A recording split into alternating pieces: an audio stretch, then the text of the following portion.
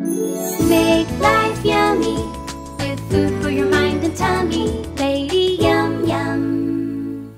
Hi, welcome to the Lady Yum Yum Show. Today we're making a low-fat version of potato salad. To me, a barbecue or picnic isn't complete without potato salad, but I don't like the fattening versions that usually appear at barbecues. So I make my own version that's super low fat, and I replace some of the fat with a high protein substitute, Greek yogurt. I'll talk about that in a little while. But first, let's get the potatoes in the water, and we can get the rest of our ingredients prepped too. First thing I'm going to do, these are washed potatoes. They're all washed really well and dried. And I'm just going to put a score through the skin all the way around. That makes it really easy for the peels to pop off after they're cooked. I'll show you that. And so I'll just get all my potatoes done here, and we'll pop them in the water.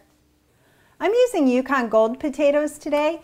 Red potatoes work really well, or any new potato really works well. I cook them with the skin on because it seems to keep the potato together better. These didn't look that pretty, so I'll be removing them completely. Now we can prepare the vegetables and the sauce, and the potatoes will be done when we're done. So first I'm going to mince some celery. Now I'll just cut this in 4 thin strips, and then I'll cut it horizontally to get my mince. 1 stalk of celery finely minced should give me about 1/4 cup, which is what I need for our recipe. Again, I use organic celery because it's part of the dirty dozen, the vegetables that have a lot of pesticide residue when they're conventionally grown. So I'm only using the fine parts of the dill, not the stalks or the stems. We only want the real fine, pretty stuff. Now we'll just mince it. We want about a tablespoon of fresh dill. If you use dry dill, use a teaspoon. A tablespoon of fresh herb is equal to a teaspoon of dried herbs. Oh, I wish I had smell-o-vision again because this smells so good. So that's all we need to do for chopping. Now we can make our sauce. And I absolutely love Greek yogurt. I use it for a sour cream replacement and as a mayonnaise replacement. It's thicker and creamier than regular yogurt, and it's a little more mild tasting, I think. You want to look for the 0% or fat-free version. Greek yogurt has twice the protein of regular yogurt too. The next thing I'll add is Dijonnaise. This stuff is great. Very low fat and calories, 5 calories per teaspoon. I'm going to use a whole tablespoon in my recipe. So a cup of yogurt and a tablespoon of Dijonnaise.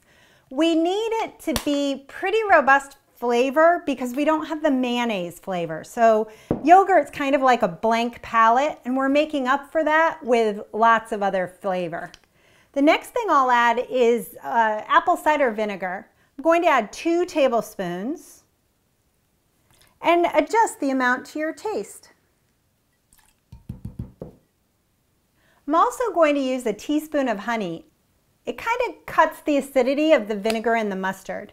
But if you don't have honey, you can use sugar. I would dissolve 1 teaspoon of sugar into the 2 tablespoons of vinegar before I add it to the yogurt. Now I'll just stir it all in so I get it mixed up real well. I have quite a bit of sauce here because I really like a saucy potato salad, and this stuff is so good for you. You can have the sauciest potato salad you want, and it's totally guilt-free. The next thing I'm going to add are a couple shakes of celery salt, about 1/4 teaspoon if you want to measure it. Again, I'm just layering flavors to make up for the lack of mayo.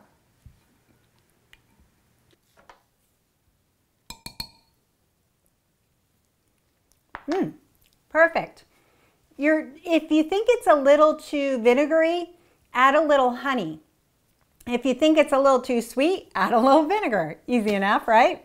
Just a little at a time. It'll work out fine. Now, the sauce is all ready. We need to get our potatoes. You want to put the sauce on the potatoes while they're warm. It seems to absorb more flavor that way. When the fork goes into the potatoes easily, it's time to remove them to an ice water bath. You just put them in the ice water bath for a second so that they don't burn your fingers when you take off the peel. Some people don't bother to score the skin like I did before boiling, but I find scoring the skin works best. And then look how easy the peel comes off. Isn't that cool? I love peeling potatoes like this. It's so easy. Now I'll just cut them up. I like my potato salad pretty big chunks. It's totally up to you. If you like smaller chunks, cut your potatoes smaller. Okay, we're ready to assemble our salad. The first thing I'll add is some chopped onion. I had minced this earlier. It's a 1/4 cup. And also our celery that we had minced previously. And our dill. The next thing I'll add are my eggs. I have 3 hard-boiled eggs, and to further cut down on the fat, I'm only going to use 1 yolk. So I'm just going to cut it in half and then slice it. There we go. And then my other eggs, I'll remove the yolk, which contains all the fat and cholesterol, but I'll keep the high protein of the egg whites. I like the contrasting texture of eggs in my potato salad. I can give the leftover yolks to my cats as a treat tonight. Okay, now the fun part. We get to add the sauce and finish this up. So I'm going to add all my sauce to the potatoes and all the other vegetables. You could add part of it and see if you like the consistency, or you can add it all. It does thicken as it chills in the refrigerator. Make sure everything gets mixed together and everything is coated. Now give it a little taste, and you may want to add salt and pepper. I especially like a little black pepper. It needs a little salt too, which sometimes it doesn't and sometimes it does. I don't know why. Okay. A little black pepper. Am I the only one who likes to have baked beans with potato salad? There's something about that combo. Maybe it's a New England thing. This looks and tastes delicious at this point, but in about 2 hours, covered in the refrigerator, it'll be even better. All the flavors will meld together and it'll be perfect. So I'm just gonna taste it one more time, make sure everything's perfect. Perfect. So the salad's been in the fridge for a couple hours now, and all the flavors come together. I have this pretty serving dish I'm going to put it on. You can see it's quite a big serving, plenty for a small get-together. And the recipe can be doubled, tripled, quadrupled with great results. A little paprika looks pretty on top, gives it a little sparkle, and it tastes good too. And enjoy. I could eat the whole thing for myself. Yum, yum.